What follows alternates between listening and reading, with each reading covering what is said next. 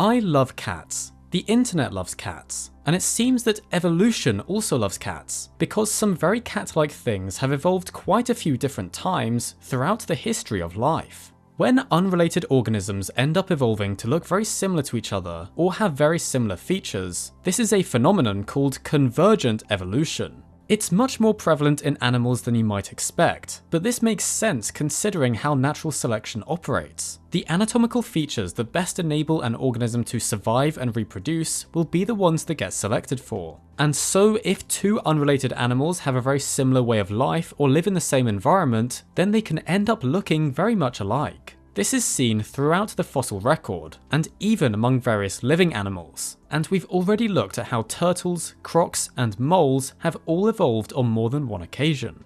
The repeated evolution of cat-like creatures is another incredible example of this evolutionary phenomenon, and so that's what we'll be looking at this time. But firstly, what even are cats? How did they evolve? Before we get into all that, I want to introduce you to our cat stars of this episode. Throughout the video, you'll be seeing photos and footage of three very special cats. Firstly, this is Elsa, my family's cat who has been part of our family since I was 12. She's named after Elsa the lioness, star of Born Free, and she's only got 3 legs. We don't know how her leg got injured as she already had it amputated when we adopted her, and there weren't very good records of her prior life. Elsa is about 15 years old and still going strong, happily living at my parents' house. Next, this is Grendel, our newly adopted kitten. She's only 3 months old in this footage and she's absolutely adorable. Her full name is Grendelius mordax, named after an ichthyosaur species I studied for my undergrad research, and because I think it's the perfect cat name. Finally, we're also looking after Grendel's mother, Morgana, who is also a very young cat and still acts an awful lot like a kitten, especially around Grendel. So now you know a little bit about the stars of the episode. Cats are members of the family Felidae, which in turn is part of the Feliform suborder, one of the 2 major groups within the order Carnivora. The other major group of carnivorans is called Caeniformia, and this includes all the dogs, bears, badgers, raccoons, skunks, seals, sea lions, as well as others. The Feliforms, in addition to including cats, contains hyenas, mongooses, civets, and a few other lineages, including numerous now extinct ones. The cat family Felidae probably split off from other feliforms about 33 million years ago, during a period of time called the Oligocene epoch. Currently, the oldest definite felid we've found fossils of is a kind of animal called Proailurus, which lived just after this time. Proailurus would have looked quite a bit like the living viverids, another group of feliforms related to cats. Its fossils have been found in Europe and possibly also in Asia and North America, and it likely spent a lot of time climbing about in trees. This early stage of felid evolution is actually not particularly well understood at the moment, owing to the scarcity of their fossils from this stretch of geological history. But estimates of divergence times based on molecular evidence of modern animals does fit what's currently represented by the limited fossils we have.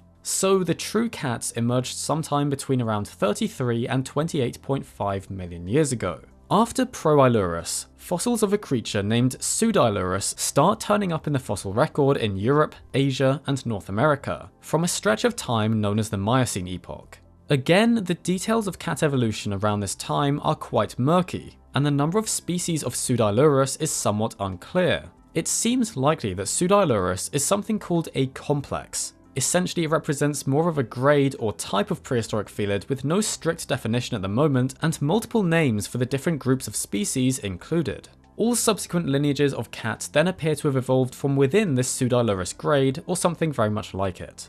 Pseudailurus varied in dimensions, with some species being about the size of a wildcat while others were more puma-sized. Again, these animals were probably quite at home among tree branches, with overall rather slender bodies and generally shortened legs making them adept climbers. One of the lineages that split off from within the Pseudailurus grade was the most famous of all prehistoric felids, the saber-toothed cats, technically known as the Machairodontines. One Pseudailurus species had quite long upper canines, and so this might represent the early stage of the evolution of the deadly saber teeth, giving rise to the Machairodontines.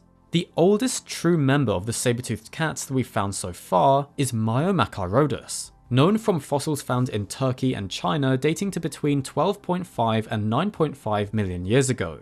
However, the saber-toothed lineage likely originated earlier than this, with genetic evidence indicating that they split from the ancestors of all living cats some 20 million years ago.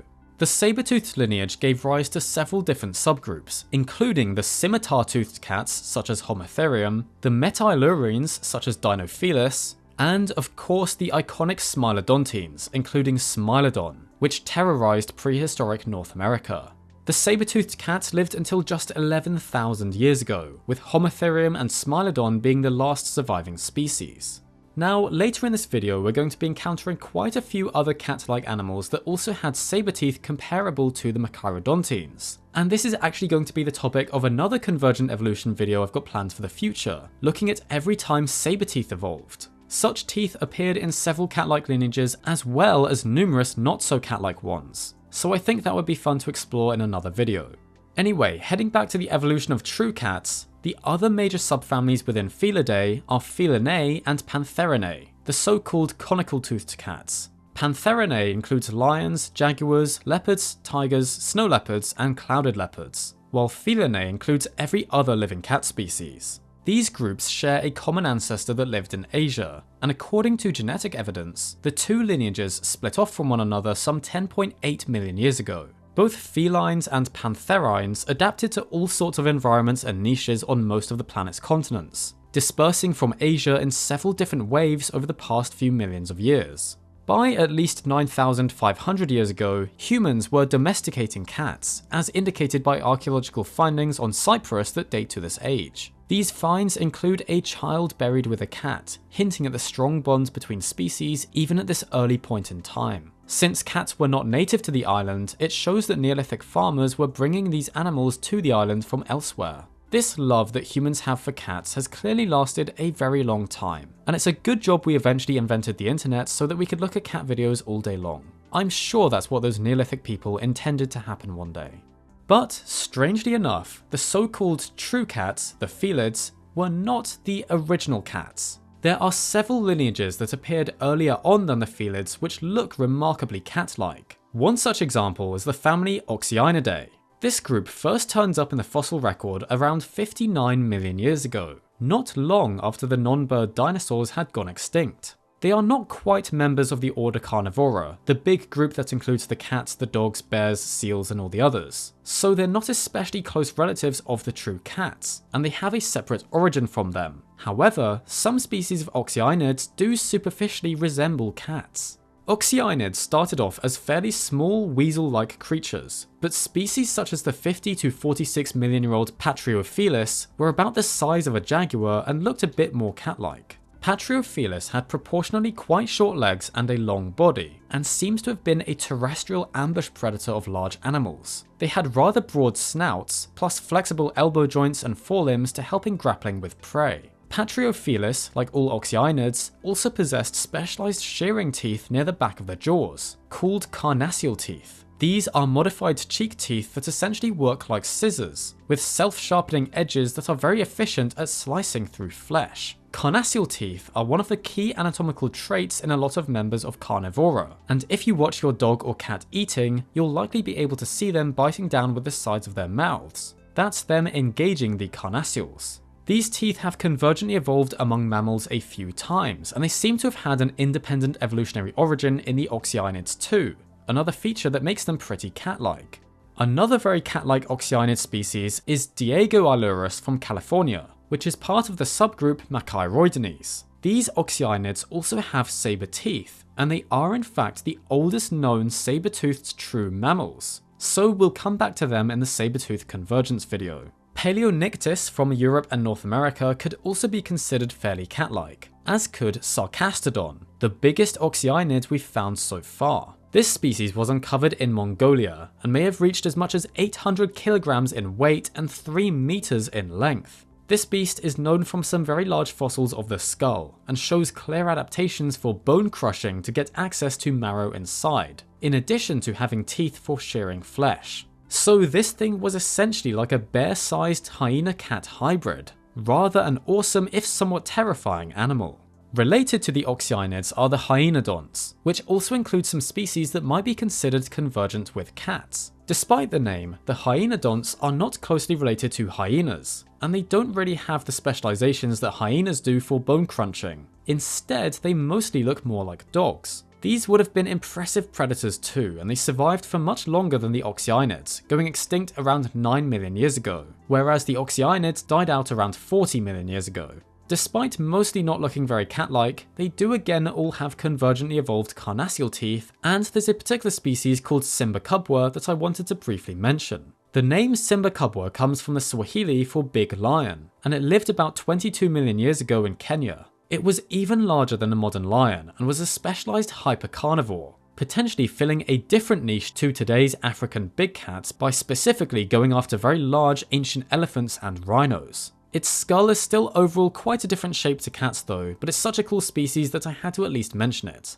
Another lineage of cat-like mammals that evolved before the so-called true cats belong to a lineage known as Nimravidae, sometimes called the false saber-toothed cats. But since they lived before the saber-toothed cats, really the false saber-toothed cats should be called the real saber-toothed cats, and then the saber-toothed cats would be the false saber-toothed cats. I love convergent evolution. It doesn't get confusing at all. Nimravidae first appeared about 40 million years ago, arising in both North America and Eurasia. Many of the Nimravid member species again look remarkably like cats in their overall bodies and skull anatomy, and this did indeed cause the first paleontologists to study these animals to classify them within Felidae. However, there are many subtle differences between the groups that clearly indicate their separate origins. Various openings in the skull are different in Nimravids compared to Felids, and the inner ear is constructed very differently. Plus, Nimravids would have walked about not on their toes like true cats, but in a more flat-footed style, a condition known as being plantigrade.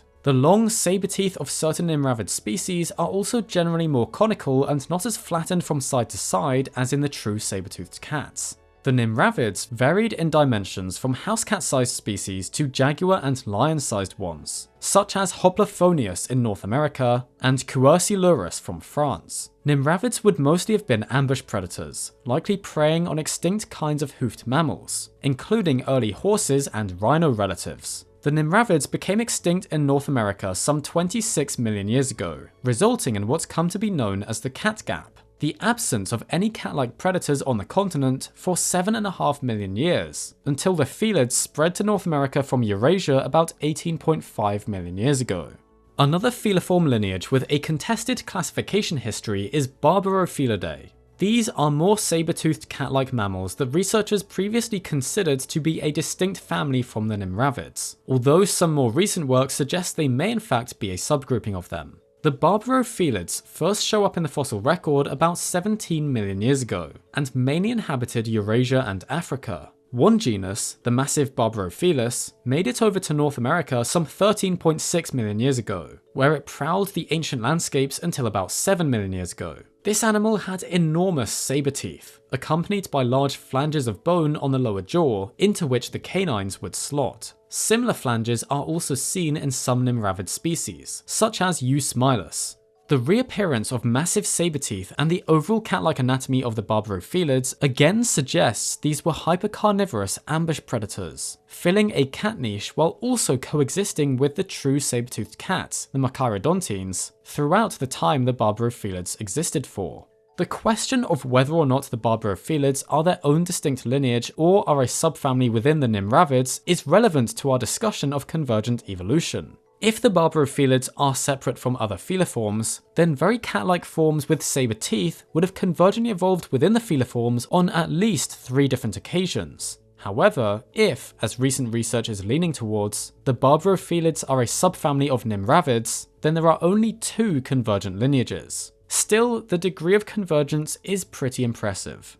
This brings us to the next group of remarkably cat-like mammals, and this time the convergence is undeniable. There once existed a lineage of marsupial relatives that evolved some very similar features to cats. The marsupials are the pouched mammals, species that today include kangaroos, koalas, possums, and various others, and they diverged from the placental mammals more than 110 million years ago. Such an ancient split means that this is a truly astonishing instance of convergence on a similar body plan. More specifically, the marsupial relatives we're looking at here are the Sparassodonts, a lineage of marsupialiforms. so not true marsupials but very close extinct relatives of them. Among the Sparassodonts, it was the family Thylacosmilidae which produced some very cat-like species. The Thylacosmilids first appeared about 21 million years ago and survived until 3 million years ago, inhabiting South America. At this time, South America was a realm dominated by Sparassodonts, many of which convergently evolved similar body plans to other modern placental predators, such as wolf and hyena-like species. Some Sparassodonts may also have been omnivorous.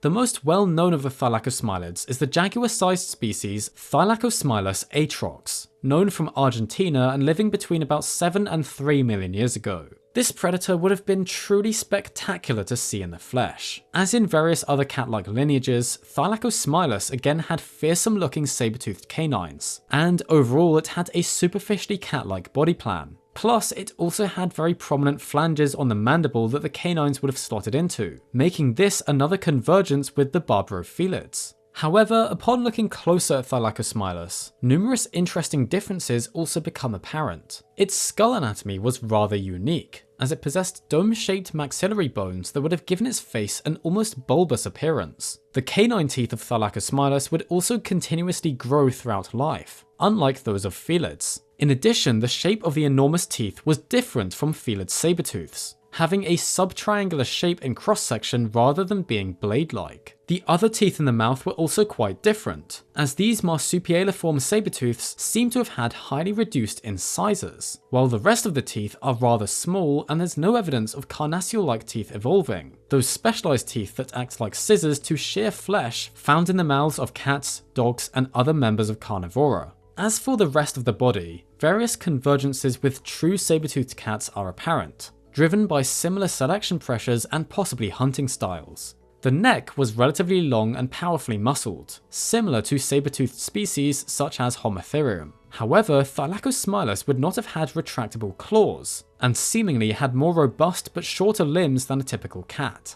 Its front feet were semi-digitigrade, meaning they didn't walk fully on their toes like true cats, and the back feet were plantigrade, like the Nimravids we saw earlier. There's been some discussion over how exactly Thylacosmilus would have behaved and hunted too. It seems it was probably an ambush predator, and was not suited to pursuing prey over long distances. Its bones also show signs that it was well adapted for standing up on its hind limbs in an erect position, leading some paleontologists to hypothesize that, in some ways, it may have behaved more like a bear than a cat.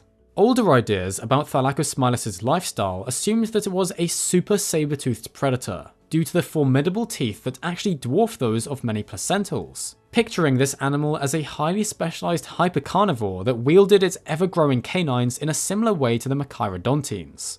However, recent research has pointed out a lot of differences between the anatomy of Thylacosmilus and saber-toothed cats, and stated that it may in fact have been a specialized scavenger, perhaps using its long teeth to pry open carcasses so that it could feed on the soft internal organs. But other researchers disagree, and find support for Thylacosmilus still being an active predator, with powerful neck musculature suited to driving its canines into prey, although it might still have been a specialist feeder on internal organs, since characteristic wear markings on its teeth suggest it was mainly eating soft foods and avoided biting into bone. But Thylacosmilus was not the only time that the marsupialiforms converged on cat-like features. In prehistoric Australia, there existed the so-called marsupial lion, a ferocious predator named Thylacoleo. The most recent species, Thylacoleo carnifex, survived until as recently as about 40,000 years ago and was the biggest mammalian predator we know to have evolved in Australia. Thylacoleo is a true marsupial, not just a marsupialiform, and belongs to the Vombatiform suborder, so it's a close relative of the living wombats and the koala, but independently evolved some parts of anatomy that resemble felids. One of the most interesting examples of this convergence can be found in the teeth, as Thylacoleo had enlarged premolar teeth on the upper and lower jaws, which were very blade-like in shape and operated just like the specialized carnassial teeth of cats and other carnivorans, to shear off chunks of flesh. So this marsupial, separated from placental carnivorans for more than 100 million years, had independently evolved this very specific bit of toothy weaponry. That's some pretty astonishing convergent evolution. The rest of Thylacoleo's dentition was rather different to cats, however. The canines were absent on the lower jaw and very tiny on the upper jaw, and it was instead the incisors that had become very large and functioned like cat canines. These terrifying looking jaws were driven by some impressive musculature, as paleontologists have calculated that Thylacoleo had the most powerful bite force for its body size of any known mammal. Another pretty cool specific convergence is the fact that Thylacoleo had retractable claws on its thumbs. But unlike cats, only the thumbs had retractable claws, and these thumbs were also semi-opposable, capable of a rather high degree of motion. Combined with evidence that Thylacoleo had particularly maneuverable forearms, it appears that this killer koala relative would use them to grab prey items and then dispatch them with their deadly claws. So Thylacoleo would likely have relied on its arms while hunting prey even more than cats generally do. Thylacoleo was also probably a very good climber, and might have leapt down from trees onto unwary animals below. Quite a terrifying thought, really. So the marsupial's answer to a cat was a truly fearsome predator that must have been incredible to see in the flesh, and with a fascinating mixture of cat-like characteristics as well as entirely unique anatomical features. Next, we're going to take a quick detour away from the prehistoric world to look at some examples of modern mammals that have convergently evolved some cat-like features. Firstly, the fossa. The dreaded fossa. The fossa! The fossa are attacking! This species, technically named Cryptoprocta ferox, is native to Madagascar and is another example of a feliform, the suborder that cats are also members of. However, genetic evidence shows that the lineage the fossa belongs to, the Malagasy carnivorans, all descend from a single colonization event of the island some 24 to 18 million years ago. This family, which today includes 10 still living species, is most closely related to the mongooses. So there's some clear evidence for convergent evolution in this instance. A population of ancestrally quite mongoose-like mammals must have rafted over from the African mainland and gave rise to the Malagasy carnivorans, which millions of years later in turn gave rise to a cat-like species, the fossa. This is the largest carnivore found in Madagascar. It's a splendid predator that evolved to prey on lemurs and other small to medium-sized vertebrate animals. It's a cookbook! It's a cookbook! They are adept tree climbers, quickly navigating branches and tree trunks to hunt down their primate prey. Overall, the fossa looks quite a lot like a cougar, though with a sleeker and proportionally longer body, plus a particularly elongated tail used to help balance as it climbs through the trees. The skull is also a bit more lengthened than a cat's, but it does have a fairly blunted snout, similar to a felid. Remarkably, the fossa also has semi-retractable claws. Though they aren't concealed by sheaths like in cats, they can be extended and then partially pulled back. The fossa is therefore another incredible instance of a lineage of mammals adapting to a new environment that lacked any native cat-like predators and converging on various anatomical features as they became suited to hunting in a cat-like fashion. Another example of living mammals that I'll briefly mention are the species of the marsupial genus Dasyurus, the quolls, sometimes also called the native cats. Although they don't look tremendously like cats at first glance, the quolls, native to Australia and New Guinea, can be considered the ecological equivalents of true cats among modern marsupials. 6 species of quolls survive today, and they are all effective climbers that hunt at night and shelter in burrows during the day. The tiger quoll, at 1.25 meters in total length, including the tail, is the biggest surviving native mammalian carnivore on mainland Australia today, other than the dingo. Despite their fairly non-cat-like appearance, it's their role as small and medium-sized predators of other small vertebrates that's led some to consider them cat equivalents in terms of habits. Sadly, the introduction of domestic cats and foxes into Australia has been devastating to quoll populations, as these predators hunt them and compete with them for the same food sources.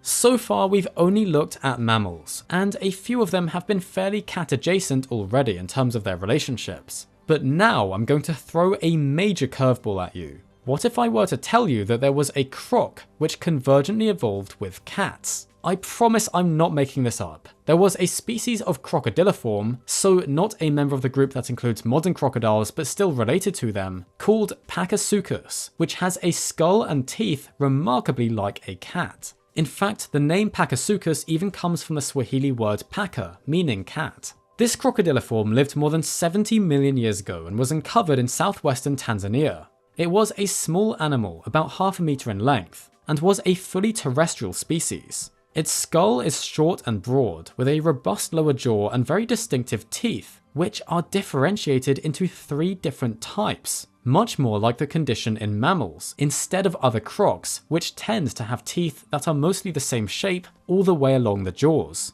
At the front of the mouth, Pachysuchus had caniniform teeth resembling the true canines of cats and other carnivorans, behind which sat premolariform teeth and then molariform teeth. So this reptile, which evolved from ancestors with jaws full of similarly shaped conical teeth, evolved specialized groups of teeth that performed specific functions, just like in mammals. The molariform teeth even look very similar to the carnassials of cats, and likely worked in the same way, shearing off pieces of flesh from their prey. One paleontologist even stated that if only the teeth had been discovered, separate from the rest of the croc skeleton, then there's a good chance these molariform teeth could have been mistaken for a mammal's. The foreshortened low skull of Pachysuchus, along with its slender body and proportionally long limbs, are more features that make this astonishing croc really seem like a reptilian cat.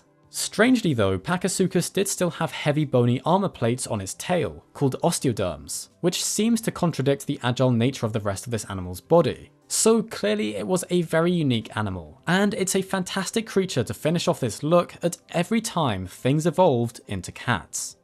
I hope you enjoyed learning about all these incredible cases of convergent evolution, and I hope you appreciated the real stars of this episode, Grendel, Morgana, and Elsa. I tried to explain convergent evolution to them too, but they didn't really care. Grendel, do you want to hear about convergent evolution? Did you know that cats have evolved like lots of different times? She doesn't care. Please do let me know in the comments what other instances of convergence you'd like to see me cover next. There are still so many amazing different cases to go through, so I'll do my best to get to as many as possible. And yes, one of those will eventually be the fabled crab convergence video. If you haven't already, make sure you're subscribed to my other channel, 7 Days of Science. Over on this channel, I and my co-presenters make weekly videos covering all the most fascinating science news of the past week. So if you'd like a good way to keep up with the latest discoveries, you might like what we do over there. Anyway, thank you so much for watching. Please do like this video and subscribe to the channel if you enjoyed it. And be sure to press that bell icon so you don't miss our next upload and so you can learn more about our world, its history, and the wonderful life that surrounds us all.